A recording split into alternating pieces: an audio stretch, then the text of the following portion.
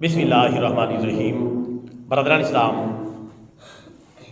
آج کے ہمارے درس حدیث پاک کا موضوع ہے ایک ایسی حدیث مبارکہ جس میں پیارے نبی صلی اللہ علیہ وسلم نے بڑی وضاحت کے ساتھ ایک مومن کی شان کو بیان فرمایا ہے۔ یہ حدیث مبارکہ حدیث شریف کی مشہور زمانہ کتاب جامع ترمذی کی انٹرنیشنل نمبرنگ کے مطابق حدیث شریف نمبر 1928 ہے۔ اس حدیث مبارکہ کے راوی ہیں حضرت ابو موسیٰ اشعری رضی اللہ تعالی عنہ۔ وہ روایت کرتے ہیں کہ پیارے رسول اللہ صلی اللہ علیہ وسلم نے ارشاد فرمایا، المؤمن للمؤمن کالبنیان یشد بعضہ بعضا او کما قال رسول اللہ صلی اللہ علیہ وسلم۔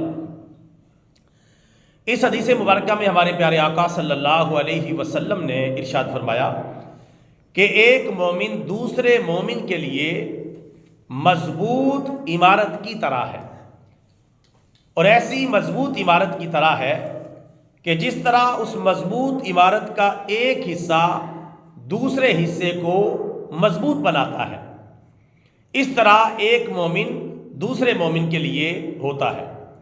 یہ پیارے آقا صلی اللہ علیہ وسلم نے مثال دے کر بات کو سمجھایا کہ ایک مسلمان دوسرے مسلمان کے لیے ایسی مضبوط عمارت کی طرح ہے، ایسی مضبوط بلڈنگ کی طرح ہے، اور ایسے مضبوط گھر کی طرح ہے جس کا بعض حصہ دوسرے بعض حصے کے ساتھ جڑ کر اسے مضبوط بناتا ہے۔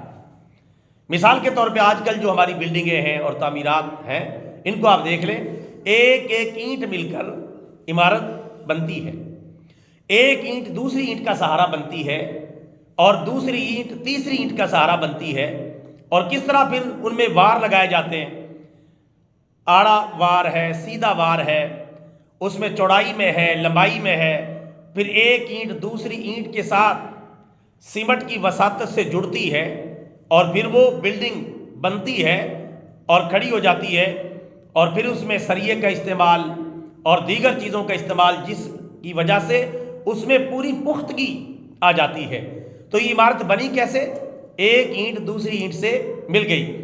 اگر ایک اینٹ اپنی جگہ پڑی رہتی کہ میں دوسری اینٹ کے ساتھ نہیں ملوں گی، میں تو اکیلی ہی عمارت بنا لوں گی، کوئی اینٹ دوسری اینٹ کا ساتھ نہ دیتی، ساتھ نہ جڑتی، ان کو ترتیب سے جوڑا نہ جاتا، تو کبھی بھی بلڈنگ تیار نہیں ہو سکتی تھی۔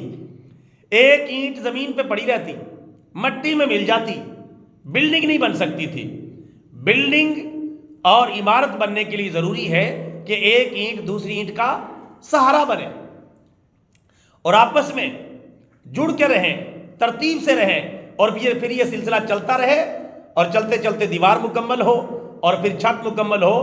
تو اس طرح ایک مضبوط بلڈنگ اور عمارت تیار ہوتی ہے کہ جب ایک اینٹ دوسری اینٹ کا سہارا بنتی ہے۔ یہ مثال دی ہے ہمارے پیارے نبی صلی اللہ علیہ وسلم نے۔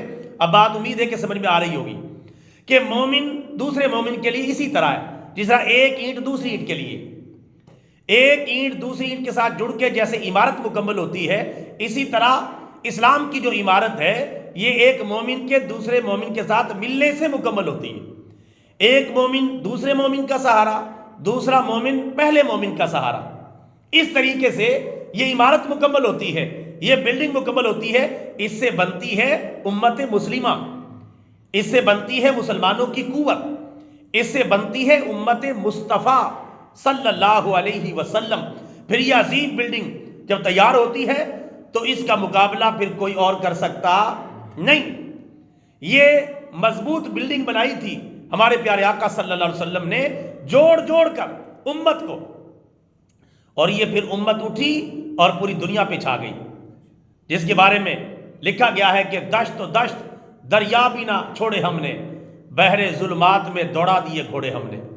یعنی ایسے پھر مسلمان اٹھے، آندھی کی طرح اٹھے، طوفان کی طرح چھا گئے، اور پوری دنیا کو جو ہے وہ فتح کرنے لگ گئے۔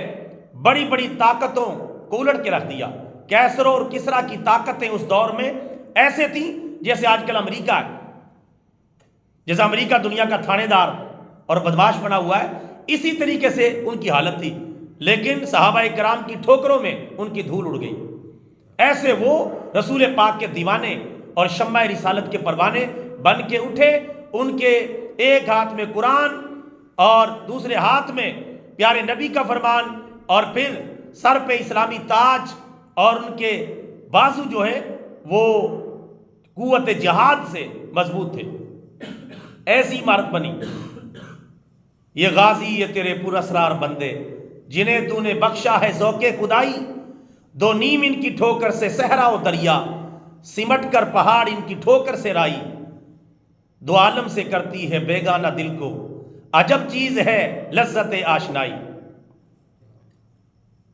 اور شہادت ہے مطلوب و مقصود مومن، نہ مال غنیمت نہ کشور کشائی۔ مسلمان صرف اللہ کی رضا چاہنے کے لیے یہ سب کچھ کرتا ہے۔ جب ایک مضبوط بلڈنگ سامنے آتی ہے تو پھر مومن اس طرح آگے بڑھتا چلا جاتا ہے۔ یہ مضبوط جو بلڈنگ تیار ہوئی تھی اسی فارمولے پر تیار ہوئی تھی جو پیارے نبی صلی اللہ علیہ وسلم نے اس حدیث مبارکہ میں بیان کیا، اور پھر وہ اتنی تیزی کے ساتھ کافر حکومتوں کو الٹتے چلے گئے، اسلام کا پرچم لہراتے چلے گئے کہ ان کا رعب پڑتا تھا، پوری ریاستیں اپنا علاقہ چھوڑ کے بھاگ جاتی تھی۔ اس طرح اسلام پھیلا ہے اور اسلام کا جھنڈا جو ہے اٹھایا گیا ہے۔ یہ ہمارا دین ہے، یہ ہمارا اسلام ہے۔ اس سے ہم ایک طاقتور امت بن کے اٹھے ہیں۔ اللہ تبارک و تعالیٰ اس دین کی ہمیں قدر کرنے کی توفیق عطا فرمائے۔ ایک اینٹ کی طرح ہمیں اس عمارت کو مضبوط بنانے کے لیے اپنا کردار ادا کرنے کی توفیق عطا فرمائے۔ تو پیارے آقا صلی اللہ علیہ وسلم کے یہ فرمان، المومن للمومن کالبنیان، ایک مومن دوسرے مومن کے لیے مضبوط عمارت کی طرح ہے۔ مومن اپنے بھائی کو اکیلا نہیں چھوڑتا، مسلمان اپنے بھائی کو تنہا نہیں چھوڑتا، اس کے ساتھ مل جاتا ہے، اسے سپورٹ کرتا ہے، اور اس کی طاقت بنا رہتا ہے، اور اس کا دست و بازو بنا رہتا ہے۔ آگے آ کر اصلاۃ والسلام نے فرمایا یشد بعضہ بعضا، اس عمارت کا ایک حصہ دوسرے حصے کو مضبوط بناتا ہے۔ یہ سارے جب ستون ملتے ہیں، دیواریں ملتی ہیں، اور پھر کہیں سریا ڈلتا ہے، کہیں سیمنٹ ڈلتا ہے، اور پھر کنکریٹ تیار ہوتا ہے، اور پھر یہ سارا کچھ ایک اینٹ دوسری اینٹ کے ساتھ ملتی ہے، روڑے بھی بیچ میں سہارا بن جاتے ہیں، تو یہ سارے مل کے پھر ایک بلڈنگ تیار ہوتی ہے۔ کمزور ہے چاہے مضبوط ہے، وہ کمزور روڑا بھی کہیں لگ گیا تو وہ بھی اپنی طاقت بنا لیتا ہے، کیونکہ وہ عمارت کے اندر فٹ ہو گیا ہے۔ یعنی کہ کمزور مسلمان بھی ہو تو وہ بھی پھر امت میں چلتا ہے، اور وہ اپنے آپ کو مضبوط سمجھتا ہے، اسے پتہ ہے کہ دائیں بائیں میرے بھائی میری طاقت کے لیے مضبوط ہو کر کھڑے ہیں۔ اسلام تیرا دیس ہے تو مصطفی ہے۔ اسلام جو ہمارا اصل وطن ہے، اسلام ہماری اصل مملکت ہے، باقی سب چیزیں بعد میں ہیں، سب سے پہلے ہے اسلام، جان سے بھی پہلے۔ اسلام وہ دین ہے جو ہمیں اپنی جان سے بھی زیادہ پیارا ہونا چاہیے۔ اسلام تیرا دیس ہے تو مصطفی ہے، بازو تیرا توحید کی قوت سے قوی ہے۔ اسلام تیرا دیس ہے تو مصطفی ہے، نظارہ دیرینہ زمانے کو دکھا دے، اے مصطفی خاک میں اس بت کو ملا دے۔ یہ بت کے تراشیدہ تہذیب نبی ہے، غارت گرے کاشانہ دین نبوی ہے۔ اس لیے ہمیں اصل بات کو سمجھنا چاہیے اور ایک دوسرے کی مضبوطی بننا چاہیے، تب انشاءاللہ ایک مضبوط معاشرہ بھی قائم ہوگا، اور ہم ایک طاقتور امت بن کے اٹھیں گے اور پوری دنیا کی قیادت کرنے کے قابل ہوں گے۔ اگر آپس میں لڑتے رہیں گے، سیاسی بنیادوں پر، مذہبی بنیادوں پر لڑ کے اپنی طاقت ختم کرتے رہیں گے، تو جو گھر والے آپس میں لڑ رہے ہوں، لڑ کے گتھم گتھا ہوں، اوپر سے چور اور ڈاکو بھی آ جائیں، آپس میں لڑ کے مر رہے ہیں، وہ کہتے ہیں ڈاکوؤں کو بعد میں دیکھنے پہ اپنا کام جو ہے حساب برابر کر لیں، تو ڈاکو سب کا حساب کتاب برابر کر جائیں گے اور سب کچھ چھین کے لے جائیں گے۔ تو جب خاندان لڑ رہا ہو تو ڈاکو سے مقابلہ نہیں ہوتا، جہاں امت پوری لڑ رہی ہو وہاں دنیا کفر سے کیسے مقابلہ ہوگا؟ دنیا شرک سے مقابلہ کیسے ہوگا؟ نہیں ہو سکتا میرے بھائیوں، جب تک ہم آپس میں ایک نہ ہو جائیں، مذہبی بنیادوں پر اور سیاسی بنیادوں پر۔ اسی وجہ سے میں کہتا ہوں کہ سیاسی تنظیمیں اور تحریکیں بنانا بھی خطرناک کام ہے، اس سے امت بکھرتی ہے اور ٹوٹتی ہے۔ اسی طرح مذہبی تنظیمیں تحریکیں بنانا بھی خطرناک کام ہے، اس سے امت بگڑتی ہے، ٹوٹتی ہے، بکھرتی ہے، جڑتی نہیں۔ اپنا قائد، اپنی تحریک، اپنے کارکن، اپنی دنیا، اپنی مستیاں، اس میں بھی چل پڑتے ہیں، کوئی کسی کے پیچھے بھاگا جا رہا ہے، کوئی کسی کے پیچھے بھاگ رہا ہے۔ ہونا تو یہ چاہیے ساری سیاسی اور مذہبی تنظیمیں تحلیل کر دی جائیں، ختم کر دی جائیں، اور پھر سب بلائیں اسلام کی طرف۔ کوئی اپنی تنظیم، جماعت، شخصیت، لیڈر اس کی طرف نہ بلائیں اسلام کی طرف، قرآن کی طرف، سنت کی طرف، اللہ کی طرف، رسول اللہ کی طرف، دین اسلام کی طرف۔ ہر ایک کا رخ ایک کی طرف ہو، جس طرح ہمارا قبلہ ہے ایک ہی طرف رخ ہوتا ہے۔ جہاں بھی ہم دنیا میں چلے جائیں منہ کدھر کرنا نماز پڑھتے وقت؟ قبلے کی طرف۔ اسی طرح ہمارا قبلہ جو نظریاتی قبلہ ہے وہ اسلام ہے، ایک ہی طرف ہمارا رخ ہونا چاہیے، ورنہ تو پھر دنیا میں تو برادریاں ہیں، قومیں ہیں، آپ کب تک ان کو سمجھاتے رہیں گے؟ یہ نہیں سمجھیں گے۔ کوئی بلوچ ہے، کوئی پٹھان ہے، کوئی سندھی ہے، کوئی ہندی ہے، کوئی پنجابی ہے، پھر نیچے ذات پات اور برادریاں ہیں، کوئی جاٹ، کوئی باٹ، کوئی گجر، کوئی کھوکر، کوئی میواتی، کوئی پنجابی، کوئی آرائی، ہر بندہ اپنی کہتا میں سب سے پاورفل ہوں۔ ہم بحیثیت مسلمان اگر ہوں گے تو انشاءاللہ پھر یہ چیزیں نہیں ہوں گی، یہ صرف پہچان کے لیے۔ اصل ہماری پہچان کیا ہے؟ اسلام، مسلمان ہونا۔ ہم سب مسلمان ہیں، چاہے ہمارا رنگ کالا ہے، گورا ہے، ہم عربی ہیں، اجمی ہیں، چاہے کسی برادری سے تعلق رکھتے ہیں، چاہے کسی زبان سے تعلق رکھتے ہیں، چاہے کسی علاقے سے تعلق رکھتے ہیں، لیکن ہمارا قرآن ایک، ہمارا اللہ ایک، ہمارا نبی ایک، ہمارا کعبہ ایک، ہمارا دین ایک، ہمارا راستہ ایک، ہماری منزل ایک۔ تب جا کے مسلمان جو ہے طاقت میں آتا ہے، اور یہ چیز جب نہیں ہوتی تو پھر یہی افراتفری ہوتی ہے جو آج مسلمانوں میں نظر آ رہی ہے۔ سیاسی بنیادوں پہ، مذہبی بنیادوں پہ ایک دوسرے کی ٹانگیں کھینچنے میں لگے ہوئے ہیں، ایک دوسرے کے خلاف ویڈیوز بنا رہے ہیں، ایک دوسرے کے خلاف نعرے بازی کر رہے ہیں، اور سوشل میڈیا پہ وہ گند پڑا ہوا ہے کہ عام بندے کو سمجھ ہی نہیں آتی کہ میں کدھر جاؤں کدھر نہ جاؤں، کس کی بات مانوں کس کی بات نہ مانوں، پتہ نہیں چلتا۔ آج کی دنیا میں پتہ کس کو چلے گا؟ جو اللہ کے قرآن کی طرف آئے گا، پیارے نبی کے فرمان کی طرف آئے گا، اسے پتہ چلے گا، اس نے صحیح اینک لگا رکھی ہے کہ کدھر میں نے جانا ہے، ورنہ کچھ سمجھ میں نہیں آتا۔ عام علماء کو بہت ساری باتوں کے سمجھ نہیں آتی کہ میں کیا بیان کروں کیا نہ کروں، کیونکہ کوئی کسی طرف کھینچ رہا ہے، کوئی کسی طرف کھینچ رہا ہے، کوئی سیاسی بنیادوں پر، کوئی مذہبی بنیادوں پر، اور کوئی لسانی بنیادوں پر، کوئی رنگ و نسل کی بنیادوں پر۔ علامہ اقبال نے کہا تھا، جس نے پاکستان بنانے کا خواب سب سے پہلے دیکھا، بتانے رنگ و خوں کو توڑ کر ملت میں گم ہو جا، نہ تورانی رہے باقی، نہ ایرانی نہ افغانی۔ ہم کوئی نہیں، ہم صرف مسلمان ہیں، نہ ایرانی نہ افغانی نہ پاکستانی نہ بنگلہ دیشی نہ عربی نہ غربی نہ شرقی، سب سے پہلے ہم مسلمان ہیں، اس کے بعد پہچان کے لیے ان الفاظ کو استعمال کر سکتے ہیں، صرف پہچان کے لیے، ورنہ ہوگا کیا؟ جیسے آج ہمارے پیارے پاکستان میں بھی ہو رہا ہے، کئی ایسے کام ہو رہے ہیں، کوئی صوبہ کسی طرف بھاگ رہا ہے، کوئی کسی طرف بھاگ رہا ہے، کوئی کسی طرف بھاگ رہا ہے، کوئی اس کے خلاف، پٹھان پنجابی کے خلاف، پنجابی پٹھان کے خلاف، لا حول ولا قوت الا باللہ، اس طرح اپنی طرف کھینچ رہے ہیں، اپنے صوبے، اپنی جماعت، اپنے رنگ، اس کے اوپر، اپنی زبان کے اوپر لڑ رہے ہیں۔ تو یہ صورتحال ختم ہونی چاہیے۔ ایک مسلمان کی حیثیت سے تازہ ترین ایک واقعہ، افسوسناک واقعہ جو پیش آیا ہے گزشتہ رات اسلام آباد کے اندر، اس کے اندر جو خاص جو بات میں اس کی بات کر رہا ہوں، ورنہ یہ سیاسی اور حکومتی لڑائیاں ہیں، ہم اس کا حصہ نہیں، یہ جانے ان کے کام جانے۔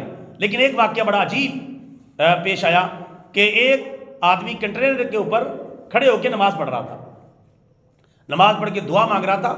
یہ آج کل جو احتجاج چل رہا ہے، اس احتجاج کے اندر ہی کوئی تھا بندہ، کوئی نمازی بندہ تھا، اب وہ کنٹینر پہ چڑھ کے نماز پڑھ رہا ہے، نماز پڑھ کے دعا مانگ رہا ہے، کچھ غالباً حکومتی اہلکار آئے، انہوں نے اس کو دھکا مار کے نیچے گرا دیا۔ یعنی آپ اندازہ کریں یہ حالت، یار مخالفت چلتی رہتی، تمہارے مسئلے تو نہ کبھی ختم ہوئے ہیں نہ کبھی ختم ہوں گے، تم نے تو ایک دوسرے کی ٹانگیں کھینچتے ہی رہنا ہے، لیکن اسلام کو تو بیچ میں نشانہ نہ بناؤ۔ ایک بندہ ہے وہ کیا کر لے گا؟ اس کو پکڑ کے دعا مانگ رہا ہے، اس کو پکڑ کے آرام سے نیچے اتار دو، اسے بھگانا بھگا دو، اسے گرفتار کرنا گرفتار کر لو، اسے کوئی اور سزا دینی ہے سزا دے لو۔ اب نماز پڑھ کے ایک مسلمان فارغ ہو، سلام پھیرے، اسے اٹھا کے دعا کی حالت میں نیچے پھینک دے، پھر وہ نیچے لٹک گیا کنٹینر کے ساتھ، پھر اس کا ہاتھ چھڑا کے اس کو پھینکا گیا کہ لٹک کے بچ نہ جائے، سڑک پہ وہ سر کے بل گرا اور فوت ہو گیا۔ انا للہ و انا الیہ راجعون۔ آپ اندازہ کریں یہ ہماری حالت ہے۔ اسلام کے نام پر جو ملک بنائے، یار نمازیوں پر بھی رحم نہیں ہے، نمازیوں پر تو رحم کریں، ہر ایک کو رحم کرنا چاہیے، اہل اسلام پر۔ بھئی نماز تو ہم سب پڑھتے ہیں، نماز تو اللہ کا فرض ہے، اللہ تعالیٰ کا دین ہے۔ ایک نماز پڑھتے ہوئے مسلمان اور دعا مانگتے ہوئے مسلمان اور پھر اکیلا مسلمان، کوئی ایسا نہیں اس کو پکڑ کے اگر کوئی مسئلہ ہے کوئی پرابلم ہے اسے پکڑ کے گرفتار کر لیں، نیچے اتار لیں، کچھ اور کر لیں۔ لیکن یہ کتنا برا تاثر دنیا میں گیا ہے کہ دیکھو اسلام کے نام پر بننے والے ملک میں نماز پڑھنے والوں کو دھکے دے کے نیچے گرایا جا رہا ہے، کتنا برا تاثر جائے گا۔ آج کل میڈیا کا دور ہے، ویڈیوز بن جاتی ہیں، پوری دنیا میں پھیل جاتی ہیں، کتنا برا تاثر جائے گا۔ اور ہمارے ملک کا نام تو ہے ہی پاکستان، پاک لوگوں کے رہنے کی جگہ، اور جس شہر میں یہ ہوا اس کا نام ہے اسلام آباد، اسلام کے آباد ہونے کی جگہ۔ جہاں اسلام غیر آباد ہو جائے تو پھر کتنا مسئلہ بنے گا۔ باقی جو آپ کی دنیا کی لڑائیاں ہیں ان کو بند کریں، لیکن لڑنا ہے تو اپنی دنیا کی بنیادوں پر لڑیں، آپ نے نہیں ماننا، ورنہ لڑائی تو جائز نہیں مسلمانوں کی آپس میں، نہ دینی بنیادوں پر نہ دنیاوی بنیادوں پر، لڑائی جائز ہی نہیں۔ لیکن نمازی کو یوں ٹارگٹ کرنا، چاہے کسی طرف سے بھی ہو، کوئی بھی کرے، یہ کسی صورت میں جائز نہیں ہے، حرام اور کبیرہ گناہ کا ارتکاب ہے۔ اور یہ کل قیامت کے دن وہ نمازی آئے گا، کس کا گریبان پکڑے گا اللہ کی بارگاہ میں، کس کے خلاف وہ اپنا مقدمہ درج کروائے گا؟ تو یہ آج کل ہماری حالت ہے اسلام سے دوری کی وجہ سے۔ اللہ تعالیٰ سے دعا ہے اللہ تعالیٰ ہم سب کو اور تمام مسلمانوں کو اور تمام سیاسی و مذہبی جماعتوں کو اور ہماری حکومتوں کو ہدایت نصیب فرمائے، انہیں سیدھے راستے پر آنے کی توفیق عطا فرمائے، آمین ثم آمین، وما علینا الا البلاغ المبین۔ بسم اللہ الرحمن الرحیم، الحمدللہ رب العالمین والعاقبۃ للمتقین والصلاۃ والسلام علی سید الانبیاء والمرسلین۔ یا اللہ ہمارے کبیرہ صغیرہ گناہوں سے درگزر فرما، ایمان کی زندگی اور ایمان کی موت نصیب فرما، گناہوں سے نفرت اور نیکی سے محبت عطا فرما، ارکان اسلام اور ارکان ایمان کی پابندی کی دولت سے مالا مال فرما، دنیا بھر میں غلبہ اسلام فرما، پاکستان میں اسلامی قانون کا نفاذ فرما، دنیا بھر کے مظلوم مسلمانوں کی مدد فرما، غزہ اور فلسطین کے مسلمانوں کی مدد فرما۔ یا اللہ اس ریاست پاکستان کے اندر اسلام کا بول بالا فرما، ہم سب کو یا اللہ اسلام کے نام پر جمع ہونے کی توفیق عطا فرما، سیاسی اور مذہبی لڑائیوں اور اختلافات کا خاتمہ فرما، مسلمانوں کا آپس میں جتنا بھی اختلافات ہے حکومتی سطح پر سیاسی سطح پر اس کا خاتمہ فرما، آپس میں پیار محبت الفت اور اتفاق نصیب فرما، ایک امت بن کے ہمیں پوری دنیا کے سامنے اچھا کردار پیش کرنے کی توفیق اور ہمت عطا فرما، آمین ثم آمین، وصلی اللہ تعالیٰ علی خیر خلقہ سیدنا و مولانا محمد وعلی آلہ وصحبہ۔